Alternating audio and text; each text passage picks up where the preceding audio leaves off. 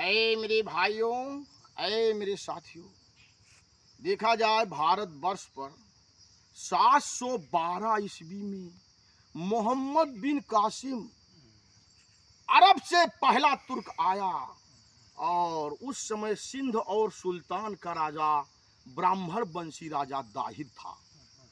उसको हरा करके जबरदस्ती कब्जा कर लिया। उसके बाद 986 ईस्वी में गजनी का शासक सुपुद्दुद्दीन हुआ करता था। उसके बाद 1001 ईस्वी में गजनी के खत्म हो जाने के बाद गजनी 1001 ईस्वी में भारत पर वर्ष पर महमूद गजनबी 1001 ईस्वी में जब गजनी खत्म हो गया तब महमूद गजनबी का आक्रमण हुआ।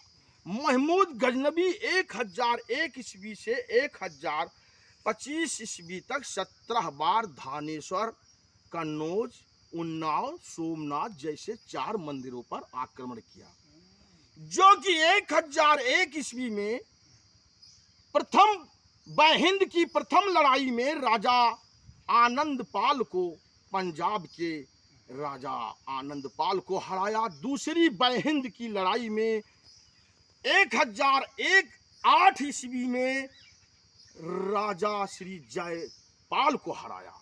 उसके बाद दोनों राजाओं को हराने के बाद 17 बार 1 से 17 वर्ष तक लगातार 300 दिन वो हत्यारा महमूद गजनबी 300 दिन सोमनाथ से कितना संपदा ढोते ढोले गया, लेकिन चुकी नहीं।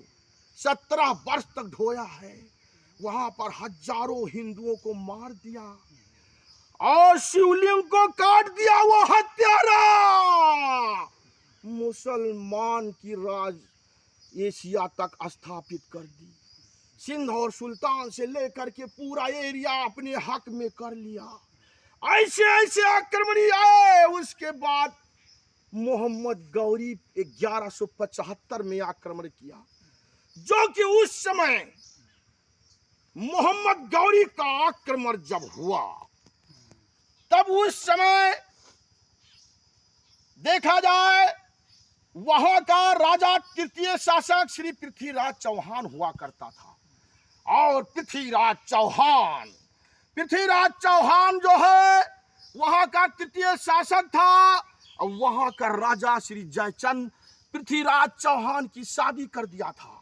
पृथ्वीराज चौहान की शादी करके राजा जयचंद, उसके बाद राजा जयचंद मोहम्मद गौरी से मिल गया। और मिलने के बाद कितना काम हुआ। 1192 ईस्वी में मोहम्मद गौरी राजा जयचंद को सामने खड़ा करके कहा, तुम जैसे गद्दार इस पृथ्वी पर रहने के काबिल नहीं हो। तुम अपने सगा बहनोई को, सगा जो है दामाद को मार दिया और राजा जयचंद अपने लड़की का शादी कर दिए थे पृथ्वीराज चौहान का। और पृथ्वीराज चौहान को मरवाने के लिए राजा जयचंद मोहम्मद गौरी से मिल गया। उसी के लिए मोहम्मद गौरी सामने खड़ा करके कहा, ऐसा गद्दार इस पृथ्वी पर नहीं रहना चाहिए। 1 2 3 कह के मार दिया। तो ऐसे ऐसे काम हुए हैं इस हिंदुस्तान के अंदर।